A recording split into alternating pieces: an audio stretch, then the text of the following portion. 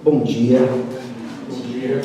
Como eu mencionei ontem, a palestra que eu dei era a palestra do desastre e agora é a palestra de tentativa de reconstrução, né?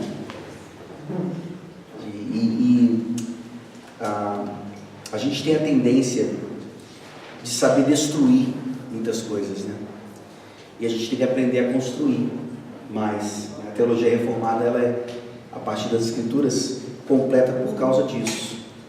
É só você observar, né, nas lutas de Facebook aí, tá todo mundo destruindo todo mundo. Mas você pergunta, tá, e aí, o que a gente faz? Eu não sei, mas que você está errado, isso eu sei.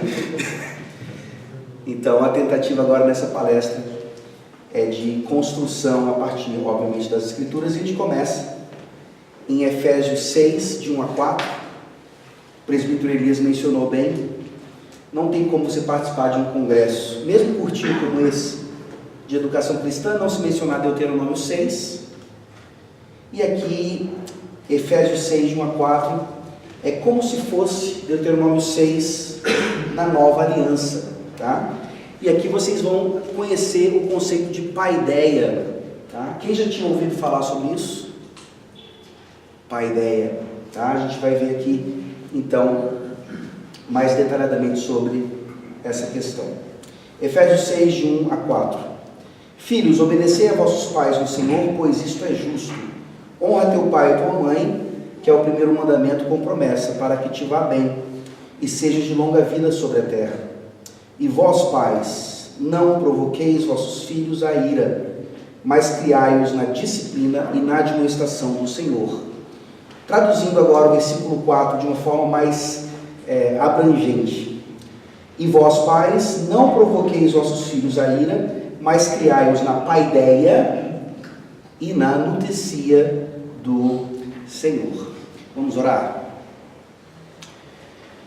Ó Deus bendito, Deus que estabeleceu todas as coisas, inclusive a pedagogia, a forma como devemos ensinar as próximas gerações, para que elas também ensinassem as próximas gerações. Tudo a respeito do teu mundo e principalmente tudo a respeito do Senhor. Obrigado a Deus por esse resgate que está acontecendo, não só aqui no Brasil, mas no mundo inteiro. Sabemos que isso é um mover do teu Santo Espírito e nós queremos então, de fato, içar as nossas velas e fazer com que esse vento maravilhoso nos atinja, nos livre dos ventos perigosos, das doutrinas erradas e nos ajude a experimentar aquilo que nossos antepassados experimentaram em suas gerações. Tende misericórdia dos nossos filhinhos, ó Deus. Em nome de Jesus, amém. Então, ontem eu falei que a palestra, num certo sentido, seria voltada mais para as mamães, e aqui esse texto já nos mostra por que essa palestra e o tema, de uma forma geral, deve ser mais apontado para os papais. Você pode pegar, de uma forma geral, as turmas de pedagogia nas faculdades. Nós não sabemos a porcentagem, mas tem mais mulheres ou homens, obviamente. Você pode pegar até as licenciaturas, né? Você vai ver uma predominância, talvez, de mulheres.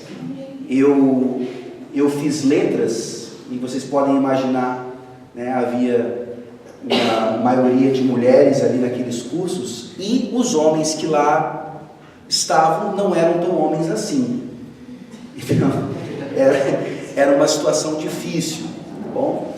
E aí você olha para um contexto de igreja, talvez uma porcentagem não tão alta, mas olha para o contexto de escola dominical, né? Quem está dando aula para as crianças, geralmente, nas igrejas? As irmãs, né? Você dificilmente vê um pai ou um irmão fazendo isso. E um dos privilégios que eu tive para sonhar bastante, como o presbítero falou na sua palestra, com uma escola baseada em tudo isso que a gente está vendo aqui, foi ter visto esse sonho se tornando realidade lá nos Estados Unidos, onde esses desafios que nós estamos passando aqui no Brasil já foram enfrentados lá e a igreja alcançou vitória e tem muitos modelos para nós. Eu passava por essas escolas, né, e eu via ali homens dando aula para ensino infantil, homens, né, dando aula para criancinhas, e você imediatamente já não entendia aquilo ali muito bem. E esse texto é no mínimo um direcionamento para nós. Por quê? Porque aqui também a tradução não nos ajuda muito para o português, tanto na ideia da paideia, como na ideia de pais aqui. Se você olha para o versículo 1, você realmente vai ver no grego, né, que quando Paulo fala obedecer a vossos pais, ele usa uma palavra que poderia ser traduzida como aqueles que geraram vocês, seus progenitores, ou seja, pai e mãe de fato, homem e mulher. Mas quando ele faz a aplicação no versículo 4, mais especificamente sobre paideia e nutecia, disciplina e administração, ele usa a palavra pais no sentido masculino. Bom? Ou seja, a ênfase que Paulo está dando na masculinidade, inclusive nessa área que na nossa cultura, inclusive na igreja, parece estar mais voltada para a feminilidade. E ontem o nosso irmão falou sobre a mulher ser uma auxiliadora idônea. E ela é uma auxiliadora inclusive nisso. Não é ela que toma as rédeas, ou pelo menos não deveria ser, e nós então damos uma ajudinha, porque afinal de contas a gente está o tempo inteiro fora de casa, né? Se a gente fosse limitar esse versículo 4 à ideia de disciplina física somente, quem dá as palmadas nos nossos filhos é mais a mãe, a esposa, porque ela está lá, o pai no máximo recebe um relatório. E a gente vê então que o versículo ele não se limita, não deveria se limitar apenas a isso. Não exclui o fato de ser disciplina aqui de fato física e outras formas também. O pai sendo o principal responsável por isso. Mas por favor, abra sua Bíblia agora, no texto citado aqui inclusive, 2 Timóteo, capítulo 3.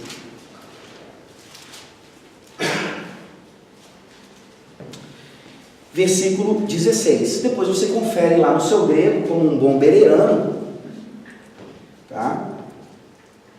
Toda a escritura é inspirada por Deus e útil para o ensino, para a repreensão, para a correção, para a educação na justiça. Qual palavrinha que vocês acham aqui que é educação? A ideia. A dica foi bem simples e, obviamente, essa é a resposta. Vejam que Efésios, então, traz para nós, né, numa tradução para o português, a ideia específica de disciplina, e é um foco específico demais, infelizmente. E aqui, quando Paulo está falando sobre a extensão da escritura, ele usa a mesma questão, paideia, e a tradução aqui é um pouco mais abrangente e nesse aspecto um pouquinho mais eficaz também. Então a gente olha para a paideia de Deus e a gente precisa ver como isso se contrasta com aquilo que a gente chama clássico. Tá? Paulo não está usando essa palavra aqui por acaso, tanto em Efésios como em 2 Timóteo, que também está no mesmo contexto de Éfeso, a igreja de Éfeso ali, aquela região. Eu pergunto para vocês, né, o que é clássico? Aqui em Curitiba é coxa e furacão, né? Ou, de uma forma mais geral, fla-flu. E aí isso me lembrou do como o crente conversa sobre futebol. 2 pastores, não precisamos mencionar os nomes, pastores famosos de Recife, um náutico roxo e outro esporte roxo. Como é que resolve isso aí, né? Aí tem que ser santinha, né? Então eles discutindo, não, náutico, não, esporte, não, náutico, não, esporte. Estavam no restaurante, chamaram o garçom para decidir a questão, claro. Vamos ver aqui, quem é melhor, esporte ou náutico? Aí o garçom falou, olha, depois que eu me converti, esse negócio de futebol... Os pastores, tá bom, traz a conta. Mas é a ideia do fanatismo, né? Que muitas vezes revela os ídolos do nosso coração. Então, o que é o clássico? Obviamente, você tem essa palavra no futebol, você tem essa palavra na música, você tem essa palavra nas artes. E aí, para resumir a questão, geralmente clássico é tratado como aquilo que passou pelo teste do tempo. Tá? Tinha a sua qualidade naquela época, tem a sua qualidade hoje e terá sempre, porque, na verdade, vai refletir aquilo que, para nós, é fundamental, um reflexo da Santíssima Trindade, que determinou todas as coisas como sendo, pelo menos num padrão divino, boas, belas e, o que mais? Você conhece a base da bondade, beleza? Não.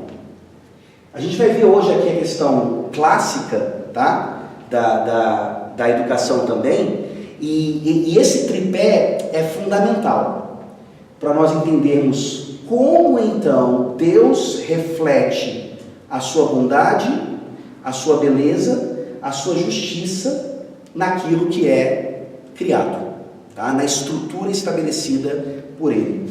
Justiça, e aí também a gente pode traduzir isso como sendo verdadeiro, tá? O tripé então é bondade, beleza e verdade, ou justiça. E você viu lá em 2 Timóteo que a paideia é na justiça. A paideia é na verdade, a Escritura Sagrada tem essa base. Então, aquilo que consegue refletir, mesmo por graça comum, esses tons de bondade, beleza e verdade podem ser considerados clássicos. E você olha para um quadro como esse, você olha e fala, isso é um clássico. Posso não saber qual é o quadro, posso não saber do que se trata, mas sem dúvida alguma, pelas características básicas do que eu entendo como clássico, isso é uma obra de arte clássica. Que quadro é esse? Perfeito. A Escola de Atenas. O que a Escola de Atenas está refletindo ali? Quem são esses dois? Não. O filósofo e o Pyrrhus. Isso, exatamente. Quem que é o filósofo? Quem que é o mestre? Está com a capa, o Reza está do lado, daqui nosso, sim. Isso. Aqui o mestre, Platão. Isso, Tá? Ele está apontando para o céu. O pupilo Aristóteles, olha a mãozinha dele, tá? Apontando, mostrando a questão da terra. E aqui você tem nesse quadro um resumo de toda a filosofia, ou desse debate filosófico, que claro atinge a pedagogia, sobre um extremo. Platão apontando para o céu, o idealismo, o mundo das ideias, e Aristóteles falando, não, o materialismo, o realismo, ok? Então esse quadro já reflete esse dilema, e nós não precisamos passar por esse dilema, porque as Escrituras Sagradas apontam para as duas coisas. Nós temos Jesus Cristo, o Deus encarnado, fazendo esse movimento, na sua própria encarnação, tá? E a nossa pedagogia, ela faz exatamente isso. Ela pega ou pressupõe parte daquilo que é belo, verdadeiro e bom, eternamente, e demonstra isso na criação em todas as áreas. E aí é importante eu tratar aqui rapidamente dos 3 padrões para a educação clássica, porque, juntamente com o movimento de educação domiciliar, você já percebeu o movimento da educação clássica, tá? Em todo o mundo. Isso é um tema de uma outra palestra também. Já tem um terceiro congresso aí para surgir, né? Só para as palestras que vão suscitar aqui, não vão ser os problemas não vão ser resolvidos. Enfim, você vê que dessa literatura toda que está surgindo, desse interesse, basicamente 3 direcionamentos. Primeiro você vai ter o clássico platônico, tá? O idealismo e a virtude, apontando então o homem, né, buscando o que é o bom, o que é o virtuoso. O clássico aristotélico, né, racionalismo e lógica, sai um pouquinho desse âmbito transcendental e vem para a imanência, onde as coisas estão acontecendo de fato. E você tem o clássico agostiniano, tá? Que eu chamo de receptivismo criativo e sabedoria ou sofia. Isso é um termo, receptivismo criativo, cunhado na teologia, para nos mostrar o que nós somos enquanto reflexos de Deus, criados à sua imagem e semelhança. O receptivismo criativo, então, ele é, na pedagogia, uma alternativa, ou melhor, a resposta contra behaviorismo, sócio-interacionismo, construtivismo, todos os ismos que nós sabemos ser fruto de uma pedagogia não bíblica e até muitas vezes demoníaca. Tá bom? Então, obviamente, aqui já temos a resposta que o clássico agostiniano é aquele que nós devemos nos apropriar e até espelhar. E aí, é um cuidado importante aqui para não idolatrarmos o classicismo, não idolatrarmos o homeschooling, não idolatrarmos a escola do jeito que ela é em tal lugar, e ela tem que ser assim em todos os outros lugares, não idolatrarmos aquilo que, se você começar a estudar, você vai automaticamente se apaixonar. Não tem como. Você começa a ler sobre trivium, quadrivium e todas essas coisas, você é automaticamente hipnotizado. Mas não é assim que Satanás faz as coisas? Ele pega aquilo que é bom, belo e justo, verdadeiro, e ele transforma num ídolo, né? Legitimamente criado por Deus e agora ilegitimamente usado por nós. Ou seja, a educação clássica, ela precisa ser necessariamente pactual. Se não, tá? Aqui eu apresento para vocês um famoso classicista hoje, chamado David Hicks, que segue a linha mais platônica, e ele fala o seguinte: a primeira característica de uma escola clássica é a sua confiança na dialética. Tá? Então percebam aqui, eu estou apresentando para vocês o conceito de paideia, a gente está tirando do meio essa conceituação clássica, tá? Para mostrar para vocês então como esse instrumento é fundamental, tá?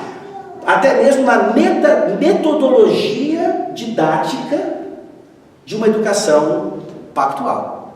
Tá? Então é interessante como Deus não coloca para nós assim apenas o parâmetro, né? Está aqui, ó, vocês precisam chegar até aqui à luz da minha palavra, mas a metodologia, o meio para chegar lá, ele determina também.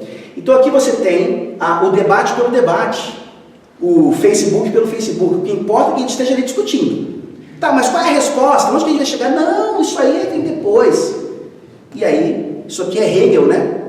Síntese, aí tese, antítese, síntese. Tese, antítese, síntese. E a gente está fazendo isso no cristianismo, na teologia. E aí você pega Chesterton, tá, que escreveu um livro sobre ortodoxia, um filósofo cristão que nós devemos também ler, estudar. Seguindo o classicismo de Agostinho, ele fala: o propósito de uma mente aberta é o mesmo propósito de uma boca aberta.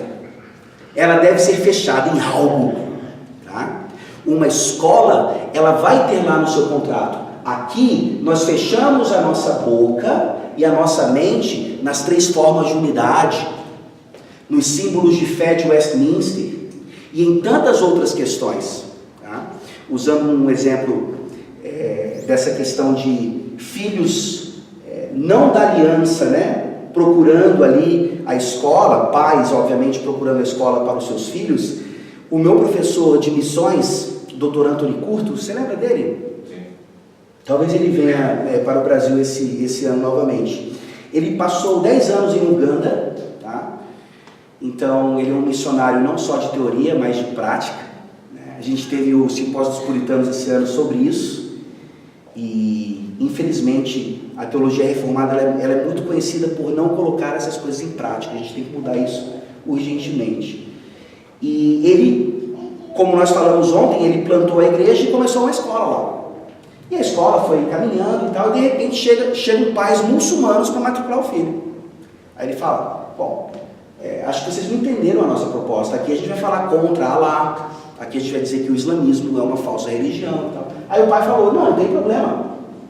Aí ele usa a mesma fala que nós usamos aqui: quando ele chegar em casa, a gente filtra as ideias. Quando ele chegar em casa, a gente dá um jeito. Quando ele chegar em casa, a gente faz o nosso papel, que muitas vezes não fazemos, mas a gente acha que faz. Tá?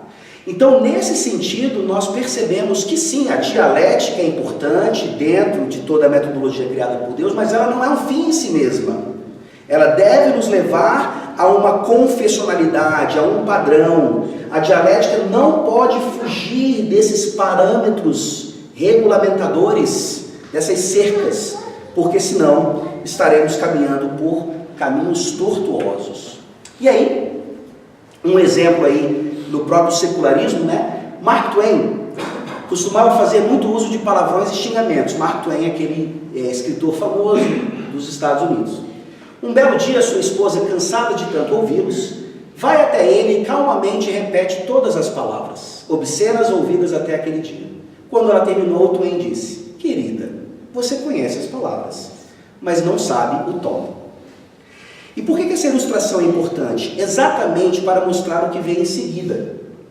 Nós sabemos hoje falar sobre epistemologia, nós sabemos hoje falar sobre trivium, quadrivium, nós temos todo o vocabulário. Vamos lá para a universidade e não parecemos tão tapados assim. Aí o cara pergunta para a gente: tá bom, mas o que é epistemologia? Aí você começa a gaguejar. O que é trivium? O que é quadrivium? Ah, não sei, meu pastor falou lá, apareceu bonitinho e assim por diante. E aí nós nos perdemos exatamente nessa ideia da cosmovisão pela cosmovisão.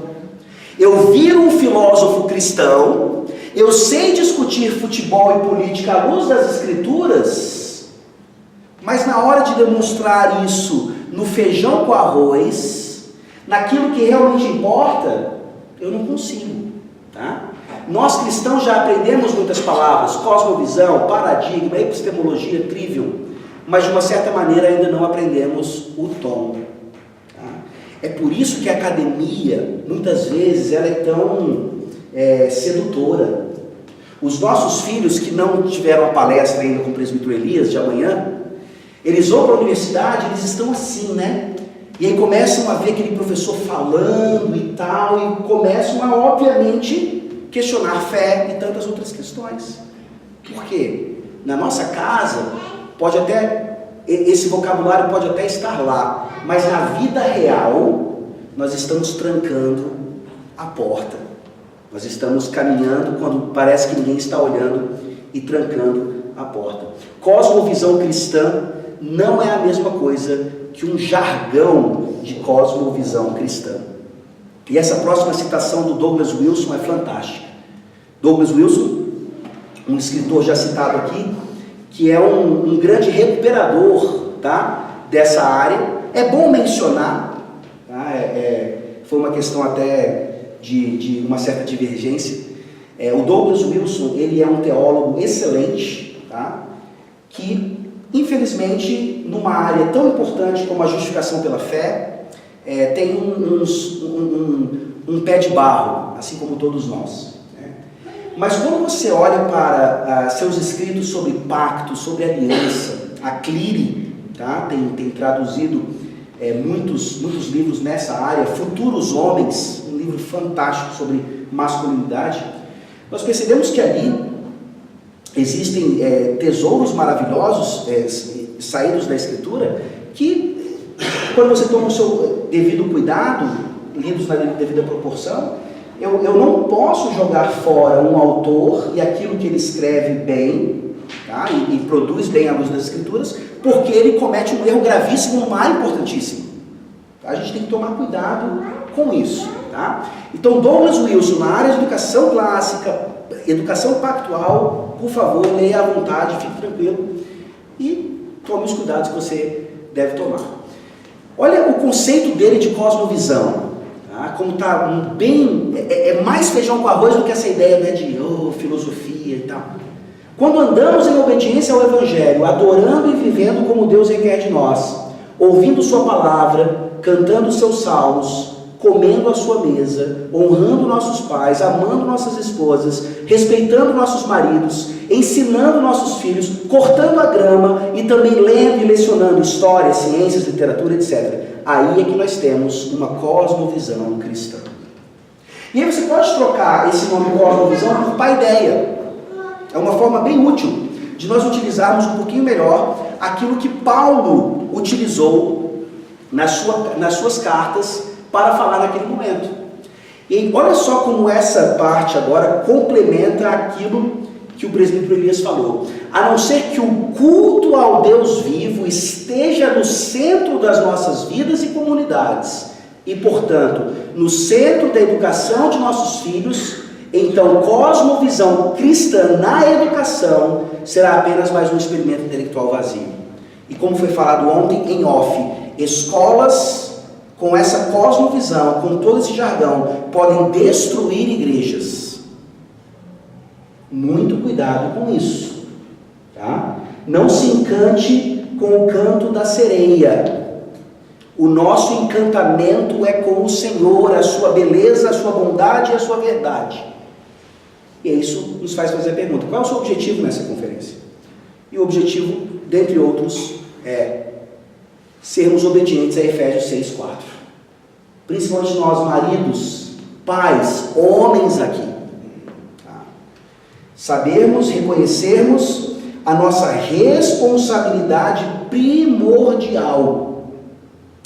Não é apenas comprar material didático, não é apenas trazer o sustento para casa, não é apenas chegar em casa cansado de um dia de serviço e receber o relatório, mas naquelas horas que nos restam ainda, participar ativamente dessas questões. Eu me lembro dos dias que antecipavam a reunião de pais e mestres no Colégio Militar de Brasília. Eu estudei no Colégio Militar, isso deve explicar algumas coisas, mas tudo bem. E meu pai, diferentemente de outros pais, ele ia a todas as reuniões e ele falava com todos os professores. Você pode imaginar então o meu desespero. Por quê? Eu não era crente naquela época, e mesmo se fosse ainda continuaria um pecador, mas eu sabia exatamente que meu pai ia voltar para casa e me dar os detalhes das coisas erradas que eu fiz. Ele não se preocupava nem tanto com as minhas notas, mas o Colégio Militar fazia questão de dar um boletim de comportamento. E ali, eu não preciso entrar em detalhes aqui para vocês não se envergonharem, se escandalizarem, mas meu pai chegava lá e mostrava. E eu não conseguia dormir, eu sabia, tá? E veja, o meu pai então, católico romano roxo, que não tem a menor ideia do que significa Efésios 6:4, tá? Ele, por graça comum, estava fazendo o seu papel. E a nossa responsabilidade? E nós que conhecemos o Evangelho verdadeiro, e nós que já lemos e relemos, e já ouvimos e estudamos a respeito desse versículo, porque temos falhado tanto nessa área. Ou seja, a ideia de Deus não é uma mera reformulação da pedagogia, tá? Mas sim o estabelecimento de uma civilização cristã. Ontem o nosso irmão ali falou sobre um projeto a médio e longo prazo, sem dúvida alguma nós devemos ter, só que é um projeto a médio e longo prazo de domínio ou de aplicação daquilo que o Abraham Kuyper falou. Nós não estamos aqui preocupados em criar redutos onde os nossos filhinhos vão estar bem protegidos e ensinados a partir da paideia de Deus. Não. A palestra de amanhã vai ser fundamental para isso. Tá? Nós, porque cremos no reino de Deus já estabelecido, precisamos então cravar as nossas bandeiras em todos os lugares que Jesus já conquistou. Até na Lua, tá certo? Tem bandeira lá norte-americana, mas não tem a bandeira do reino de Deus nesse aspecto. Abra sua Bíblia, por favor, em Jeremias 29, só para a gente entender um pouquinho o que significa isso no mundo caído. Jeremias 29 fala sobre uma carta do profeta àqueles que estavam na Babilônia. E podem ter certeza, na época da Babilônia, na época do Império Greco-Romano, no mínimo, a situação de relações homossexuais que nós achamos hoje um absurdo eram muito piores. Muito, mas muito. Ideologia de gênero, fichinha, tá? Para o que acontecia naquela época. Mas aqui nós temos então tanto o profeta como Paulo e outros nas suas gerações pervertidas, fazendo aquilo que Deus comandava. Jeremias 29, a partir do versículo 4. O que é o estabelecimento de uma civilização cristã? Assim diz o Senhor Deus, o Senhor dos Exércitos, o Deus de Israel: a todos os exilados que eu deportei de Jerusalém para a Babilônia, edificai casas e habitai nelas, plantai pomares e comei o seu fruto, tomai esposas e gerai filhos e filhas, tomai esposas para vossos filhos e dai vossas filhas a maridos, para que tenham filhos e filhas, multiplicai-vos aí e não vos diminuais, procurai a paz da cidade, para onde vos desterrei, e orai por ela ao Senhor, porque na sua paz vós tereis paz. Então, uma escola assim, que vai gerar uma civilização assim, por meio da centralidade do culto a Deus, representado ali na igreja, tá? Vai ser uma bênção para a Babilônia, para o Brasil, tá? Para tantas outras coisas que vão nos ajudar a ver como o Evangelho sai das quatro paredes e atinge também toda a sociedade. E é importante mencionar, tá, que essa civilização cristã ela não é meramente conservadora.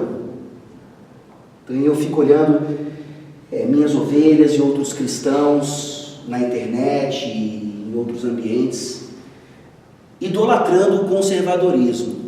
E a gente tem que tomar muito cuidado com isso. Eu acho que o principal nome hoje dessa manifestação é como vários jovens cristãos reformados tratam o Olavo de Carvalho, né? O Olavo de Carvalho hoje ele é um herói para muitos jovens das nossas igrejas.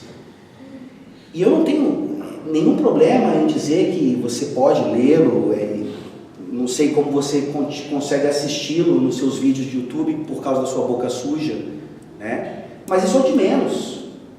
Você vê, por exemplo, Olavo de Carvalho, um católico romano, não sei se praticante, mas ele, nos 500 anos da Reforma agora, ele é um dos que defendem que a Reforma Protestante foi um absurdo que aconteceu na história da humanidade.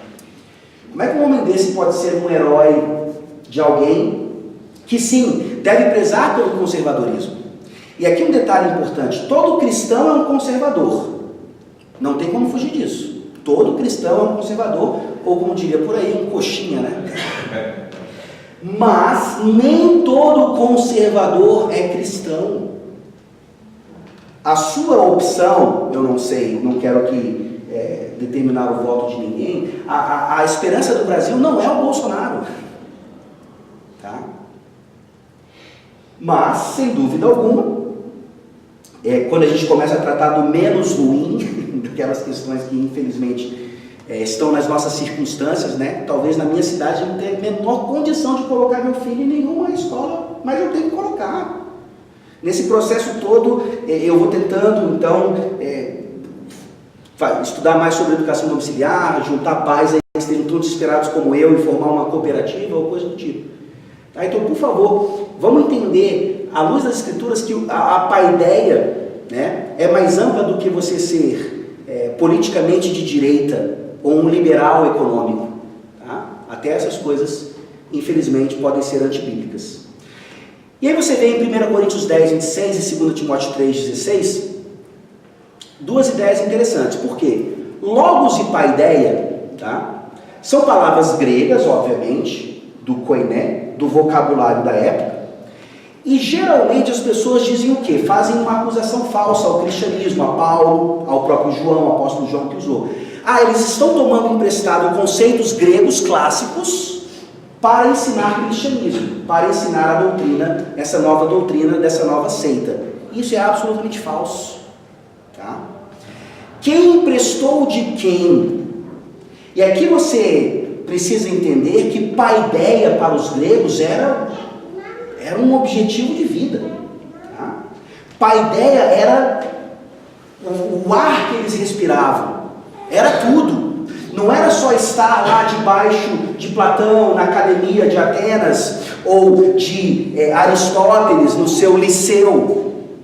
Não, era tudo, em todos os momentos. o cidadão grego e depois o romano, ele era formado para quê? Ele era formado pela polis, para ser um cidadão da polis, servindo a polis e fazendo então com que a polis atingisse o ideal, né, de paz, harmonia e, claro, debaixo de uma divindade, de um politeísmo.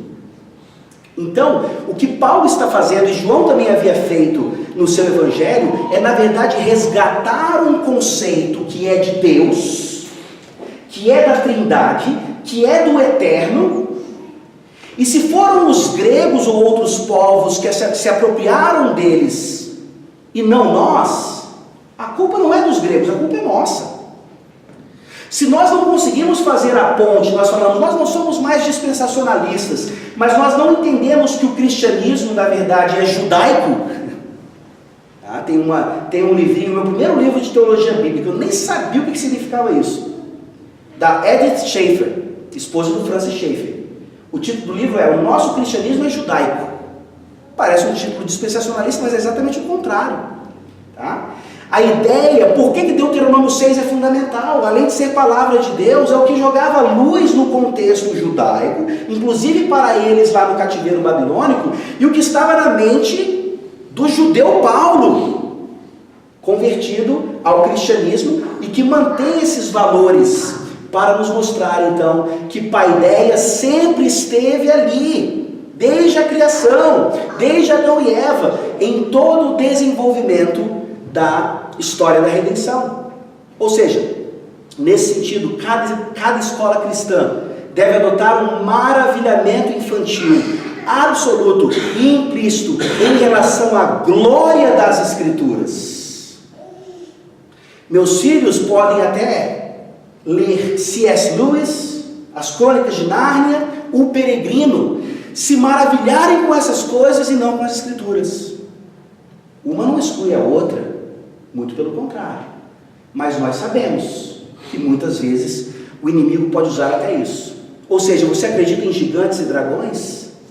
Sim, nós acreditamos nessas coisas porque a Bíblia fala sobre isso. Tá? Não é mera ficção, não é apenas metáfora. É Deus trabalhando aquilo que Ele deu para nós, reflexo de sua imagem e semelhança, na imaginação, mente e tantas coisas. Graças a Deus pelos contos de fadas, à luz das Escrituras. Tá? Então esse maravilhamento vai nos levar a um embate com os contos de fadas a partir de Satanás e do secularismo. Olha só que interessante isso aqui. Aristóteles usou a palavra psíquicos para descrever homens e mulheres no seu máximo potencial, ou seja, o produto final do processo da paideia clássica. Então, todo filhinho grego, toda filhinha grega, né, eles eram levados a serem psíquicoi, a partir desse conceito todo de paideia. Abra sua Bíblia, por favor, em 1 Coríntios, capítulo 2. Paulo usa esse mesmo termo. E eu creio que de propósito. Paulo está aqui. Se tivesse Facebook, chamando Aristóteles para um debate, não apenas para destruir Aristóteles, mas para construir naquilo que não tem fundamento nenhum. 1 Coríntios 2. Vamos ler a partir do versículo 6 para entender melhor o contexto, tá? Entretanto, expomos sabedoria entre os experimentados, não porém a sabedoria deste século, nem a dos poderosos desta época, que se reduzem a nada. Mas falamos a sabedoria de Deus em mistério outrora oculto, a qual Deus preordenou desde a eternidade para a nossa glória. Sabedoria essa que nenhum dos poderosos deste século conheceu, porque se a tivessem conhecido, jamais teriam crucificado o Senhor da glória.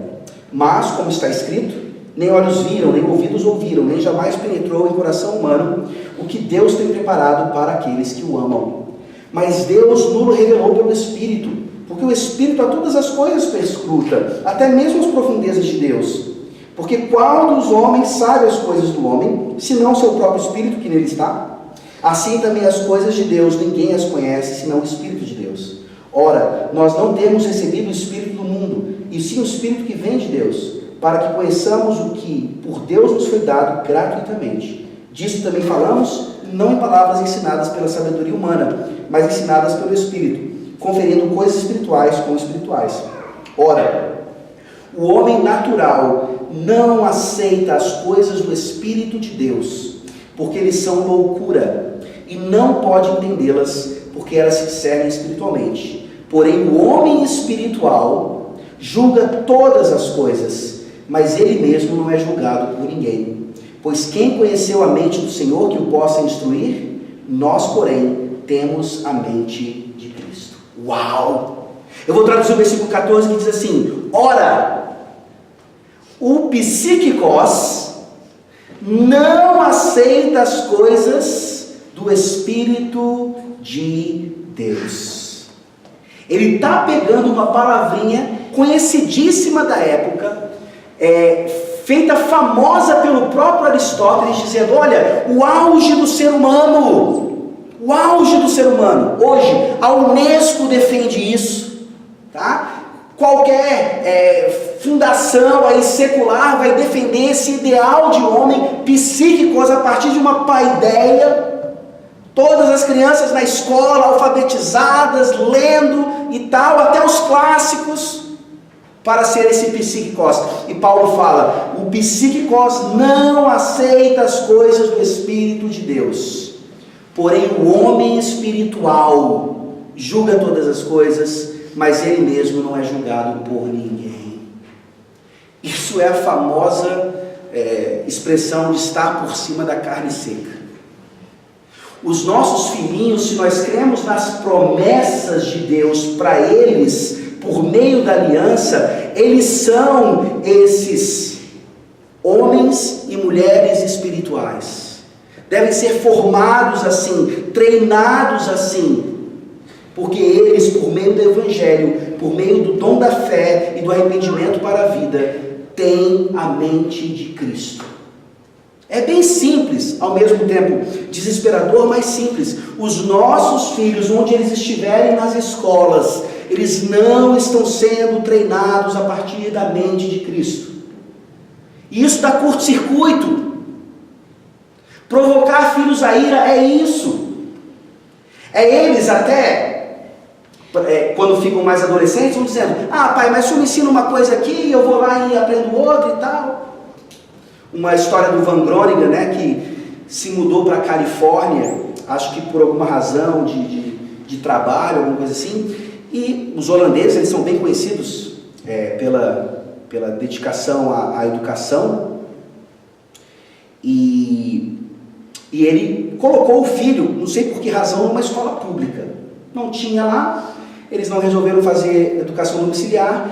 E o filho, que tinha uns 9 anos de idade, começou a voltar para casa dizendo assim: pai, o senhor é mentiroso. O senhor é mentiroso. Filho de Van Groningen, hein? Imagina os nossos. E aí o pai foi conversar: o que foi, filho? Ah, o senhor me ensinou isso, mas a professora me ensinou lá com os argumentos melhores que os seus e tal. E aí eu fui convencido por ela. E aí o que ele fez? Ele falou: esposa, arruma as malas, a gente volta para casa agora. Tá? E aí depois a gente vê como é que resolve as consequências disso. Tá? Então, medidas drásticas, elas são muitas vezes necessárias para que nós resgatemos esse conceito de paideia, que não era, obviamente, contrário à teologia paulina, mas ele era totalmente contra uma paideia fundamentada na sabedoria humana autônoma. Tá? Então não é olhar para os gregos e falar: ah, eles fizeram isso muito bem, vamos cristianizar isso. Não. Como é que esses politeístas se apropriaram de algo tão maravilhoso e nós, monoteístas, confessionais, temos ficado à mercê do secularismo e de tantas outras questões? Os nossos filhos, meus irmãos, não são julgados por ninguém, mas eles julgam todas as coisas. Glória a Deus. Glória a Deus por isso. Paulo nos ensina que os filhos da aliança devem ser criados na paideia de Deus, diferentemente dos pais em Éfeso, a quem essa ordem foi dada em primeiro lugar. Nós temos uma herança de mais ou menos 2000 anos, e eu estou sendo bonzinho aqui, sem considerar todo o passado judaico, na qual a maior parte do trabalho já foi feita. Não precisamos inventar a roda, mas temos que fazê-la rodar. Tá? Nós já estamos caminhando para o fim, temos algumas citações aqui longas, mas importantes para o contexto. Isso aqui é a citação de Chris Schlecht, tá? Que escreve muito nessa área, e ele está dando um testemunho pessoal dele. Olha só como a gente pode facilmente cair nessas coisas e confundir a ideia de paideia. Eu acreditava em Deus desde a infância e nunca abandonei esta crença. Mas a cada lição, em cada classe, o dia inteiro, todos os dias, durante 12 anos, eu era ensinado a pensar como um ateísta no contexto acadêmico. E eu nem sabia que estava sendo doutrinado. Os resultados de tal exposição a um pensamento não bíblico e neutro em relação a Deus, na minha própria mente, não deveriam ter sido tão surpreendentes. Jesus ensinou: o discípulo não está acima do seu mestre. Todo aquele, porém, que for bem instruído, será como seu mestre. Tendo sido treinado por 12 anos em escolas governamentais, onde, como questão de princípio, Cristo não é exaltado como Senhor de todas as coisas, eu, naturalmente, não tinha uma ideia correta do senhorio de Cristo. Para mim, Cristo tinha se tornado relevante apenas em relação a conceitos bem estreitos de moralidade e culto, as coisas da igreja, que o presbítero falou bem aqui. E mesmo assim eu pensava que era um bom cristão. Eu não era. Eu era um aluno que havia sido perfeitamente treinado para se tornar como o seu mestre. César ou outros aqui. Tá? Mortimer Adler, eu havia citado David Hicks, um platônico e agora um aristotélico. Olha o que ele disse, só para mostrar o perigo dessas coisas também. Somente as artes liberais, a ideia do ensino clássico, trívio e quadrívio, podem providenciar um padrão para que se julgue a excelência no ensino, para se medir a eficiência dos meios educacionais e para inventar outros. E as artes liberais não são nem pagãs nem cristãs, mas humanas. Isso aí já nos faz assim, pegar o ensinando o trívio e falar: opa, vou ler com mais cuidado. Vou olhar para essas questões. Podem comprar o Adler, podem ler Aristóteles a partir dele, mas com cuidado. Tá? Isso aqui é perigosíssimo. E mal sabia ele que sim, numa outra palestra, eu provo para vocês que as artes liberais, elas fluem das escrituras. Elas são produzidas a partir da própria Trindade. Tá? Não é um tesouro grego, nem romano, é um tesouro trinitariano e eterno. E aí as artes liberais nos liberam de fato, né? Servem para isso. De onde vem a palavra livro? De liber, do latim, liberdade. Tá? Uma coisa que vocês, seus filhos são como os meus, são viciados em eletrônicos e não tão apegados a livros. Isso é normal, mas bem constrangedor, né? Eu estou dando um testemunho aqui para que os nossos filhos se libertem dessas coisas e se dediquem mais aos livros, principalmente ao livro, tá? E se tem uma coisa que a educação domiciliar automaticamente faz, tá? Estou dando aqui um incentivo a vocês, é seus filhos se tornarem amantes de livros. É impressionante isso. Tá? Alguém tem que estudar o que acontece ali e tal. É como se fosse natural. Tá? E aí, lembrando ontem o testemunho da minha tia lá, dos tempos do interior do Paraná e tal, e ela dizia assim, né, os brotos, né, a nossa família, eles não eram ricos, eram homens da lavoura, mas eram autodidatas, eram homens de leitura, eram homens que apreciavam essas coisas. Tá? E aí nós percebemos então que as artes liberais, porque Deus as criou para ser a metodologia da formação do homem, da sua criação, geração de cultura, cumprimento de mandato cultural, elas não vão libertar se não estiverem fundamentadas no Evangelho. Elas vão aprisionar ainda mais. Você talvez se torne um Olavo de Carvalho, um Adler, um Hicks, mas, infelizmente, ainda preso àquilo que mais lhe aprisiona. Eu vou pular, a gente já está... São 11h05, como é que está? Eu não sei que horas que a gente começou. Pode ficar à vontade. Vamos ver isso aqui que é bem interessante, de uma forma bem prática, tá? Em um livro para a 4ª série, que hoje seria o 5º ano, Nosso Mundo e Como Nós o Usamos, em um capítulo explicando a domesticação e o uso de animais, há uma seção chamada Ideias sobre Deus. E aqui é o teólogo, filósofo Gordon Clark que está citando. Diz assim o texto: vocês viram como muitas das nossas ideias sobre propriedade, sobre trabalho e sobre guerra vieram dos pastores de animais de muito tempo atrás. Os pastores também tinham outras ideias. Os pastores sabiam sobre as estrelas porque eles tinham aprendido a ler o céu como nós lemos os calendários. O sol era o relógio deles durante o dia, e a lua e as estrelas lhes diziam a hora durante a noite. Os pastores conheciam as estações do tempo. Eles tinham noção dos tempos de escassez e de abundância. Eles viam seus animais nascerem, crescerem e morrerem. Eles viam o chefe de suas tribos punir seus próprios filhos se eles não o obedecessem, e recompensá-los caso eles fizessem o que era certo. E assim os pastores vieram a conhecer a existência de um grande Deus, que tomava conta do mundo, assim como eles cuidavam dos seus animais e de suas famílias. Eles ensinaram seus filhos a adorar a esse Deus e a obedecê-lo.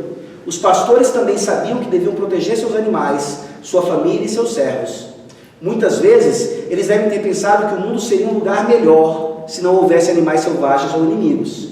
E eles passaram a crer que deve haver algo ruim, algo mau, que era contra Deus, assim como os lobos e homens maus eram contra eles. Eles chamaram essa coisa ruim de Satanás. Muitos dos pensamentos dos pastores se transformaram em música. Você pode ler alguns deles na Bíblia, nos Salmos de Davi, o pastor que virou rei. Se você não presta atenção num texto como esse, tá? Você não consegue captar o perigo que ele traz. Poxa vida, ele está falando sobre Deus, ele está falando sobre a Bíblia, está falando sobre os Salmos de Davi, está falando que Deus é bom e que Satanás é mau. O que mais que eu quero? Se é isso que estão ensinando aos meus filhos na escola, glória a Deus. Que bom que Deus, pela graça comum, está colocando livros assim lá na escola e professores que pensam. E aí a gente pede ajuda para o Gordon Clark, né? Como você acha que Clark rebateria os problemas encontrados aqui? Criticando o processo empírico e ressaltando a omissão de qualquer referência à revelação. Tá? O processo empírico, de uma forma resumida, é aristotélico. Olha, a gente aprende tudo pela ciência, a gente aprende tudo pelo experimento, nós não precisamos de conhecimento a priori, não tem como chegar lá, pode até existir, mas está além de nós. Mas nós temos capacidade para, só com o conhecimento a posteriori, sabermos tudo o que precisamos. Realismo, materialismo e todas as consequências. Veja que a palavra de Deus ela não é contra o empírico, não é. Os nossos filhos e filhas deveriam ser os melhores cientistas, baseados em metodologia indutiva e dedutiva, para chegar até a NASA. O problema não é porque ímpios estão na NASA, o problema é porque crentes não estão lá. Essa é a grande questão, tá bom? Então Clark recupera muito bem a ideia de que o conhecimento a priori da revelação de Deus, da revelação da Trindade, é fundamental para todo o empirismo. E numa primeira leitura você já perceberia ali uma linguagem bem evolucionista. Eles passaram a crer, aquela ideia. Eles foram descobrindo então que não estavam sós, e aí foram chamando isso de Deus, divindade. Uns foram para o monoteísmo, outros foram para o politeísmo. Bom? Mas aí além disso, Clark diz, 5 problemas pelo menos. Os pastores descobriram a Deus, não foi ele que se revelou. Concluíram que Deus cuidava deles, ensinaram seus filhos a adorar e a obedecer a Deus, aprenderam que existe um diabo e que os Salmos de Davi são o resultado deste processo. Isso tudo parece muito bom e agradável, mas não é fruto de revelação. Não manifesta receptivismo criativo. E é por isso que esse é o livro dos livros, porque nenhum outro livro vai trazer liberdade se não estiver ancorado aqui, tá? Por isso, por favor, se tiver que ter uma escolha, e não precisamos ter essa escolha, é preferível que seus filhos estejam no culto a Deus, ouvindo a palavra, desde pequenininhos, do que em outros ambientes ou escolas preparadíssimas na academia e na paideia não cristã ou não de Deus. Conclusão. Gordon Clark fala, o livro-texto de onde a citação foi tirada é pedagogicamente e mecanicamente excelente. Ele demonstra todas as marcas de competência técnica. A inclusão da seção citada não pode ser atribuída à ignorância ou mero acaso. Ela foi deliberadamente planejada. Por estas razões, a única possível conclusão é que o livro e os educadores por trás dele estão definitivamente tentando destruir a religião cristã. Tá? Satanás, ele é mais sábio do que nós imaginamos. O que está aí exposto e declaradamente falso, nós conseguimos até reagir, mas a sopa de sapo, lembra? É a sopa de sapo que mais nos deve preocupar. E aqui, já que eu citei o Twain, ele tem várias declarações contra a escola, mas nunca contra a educação. Em primeiro lugar, Deus fez os idiotas. Isso foi só um treino. Então ele criou os conselhos deliberativos das escolas. E é a famosa parte administrativa, quem toma as decisões. É tão difícil. Gente, se vocês estão sendo desafiados a começar uma escola aqui, a primeira coisa pela qual vocês devem orar é a forma como isso vai acontecer em quem estiver à frente, tá? É muito fácil. A gente viu aqui um exemplo, Harvard, Yale, tantos outros. É fácil começar bem, ter uma geração maravilhosa. Aí entra um que pensa um pouquinho diferente, que é mais influente, que é um pouquinho mais rico, e já muda tudo. E aí, por isso, a confessionalidade, historicidade, herança, nós nos pautamos aqui, no século XXI, e durante todos os anos, até a volta do Senhor Jesus Cristo. Tá? Não saímos daqui, esse é o nosso parâmetro, esse é o nosso padrão. Mark Twain se libertou da escola aos 11 anos de idade, mas não da educação, segundo ele. O problema é que ele nunca se libertou de si mesmo.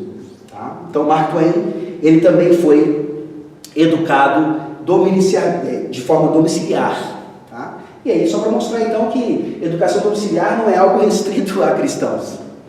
Tá?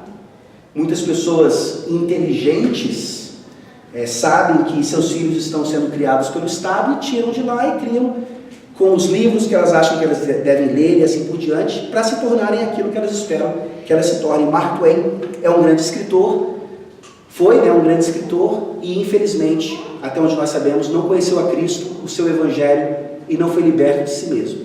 E aqui eu termino citando Lutero. As pessoas temem os turcos, guerras e enchentes, pois nessas coisas elas podem ver o que é prejudicial ou benéfico. Mas o que o demônio tem em mente, ninguém vê ou teme.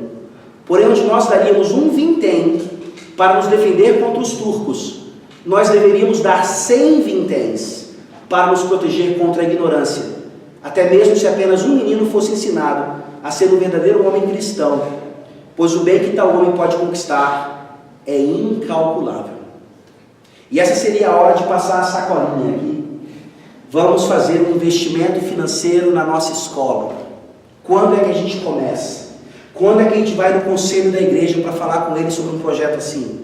Quando é que a gente vai no presbitério? Quando é que a gente vai se juntar? Eu não sei, em cada local vai ser de uma forma. O importante é saber que, por exemplo, lá em Alagoas já tem uma escola que pode nos mostrar um caminho. Em outros lugares tem também. Mencionei aqui os Estados Unidos, com quem temos parcerias fantásticas que poderiam se manifestar mais nesses projetos também, tá? E aí eu preciso entender, acho que foi o presbítero que falou, de como avós aqui poderiam ser beneficiados com a palestra dele. Vejam como nós somos egoístas e péssimos investidores no reino. Eu posso até investir e ajudar os meus netinhos, porque talvez o meu filho não tenha tantas condições, e eu ajudo ainda lá, colocando meu filho numa boa escola particular. Mas veja como é mais amplo isso. Um vovô e uma vovó, que talvez não tenham netos ali em idade escolar mais, eles não só podem, como devem investir em outros filhos da aliança ali daquela igreja. Quando você olha para a comunhão dos santos fazendo esse papel, todos se envolvem num projeto como esse. Um projeto como esse, porque é, sem dúvida alguma, o caminho que Deus determinou desde o princípio, para que uma civilização bíblica se estabelecesse aqui, tá? E isso não é mera utopia, é um objetivo que nós devemos todos ter, e infelizmente temos perdido a oportunidade de fazer isso por meio da educação. Lucas capítulo 6, para a gente terminar. Lucas capítulo 6, 46 a 49. Bem simples, mas desafiador ao mesmo tempo. Lucas 6, 46 a 49. Por que me chamais Senhor, Senhor, e não fazeis o que vos mando? Todo aquele que vem a mim ouve as minhas palavras e as pratica. Eu vos mostrarei a quem é semelhante. É semelhante a um homem que, edificando uma casa, cavou, abriu profunda vala e lançou o alicerce sobre a rocha. E vindo a enchente, arrojou-se o rio contra aquela casa e não a pôde abalar, por ter sido bem construída. Mas o que ouve e não pratica é semelhante a um homem que edificou uma casa sobre a terra sem alicerces. E arrojando-se o rio contra ela, logo desabou. E aconteceu que foi grande a ruína daquela casa. Ouçamos a palavra de Deus e a coloquemos em prática, pela força do Espírito Santo.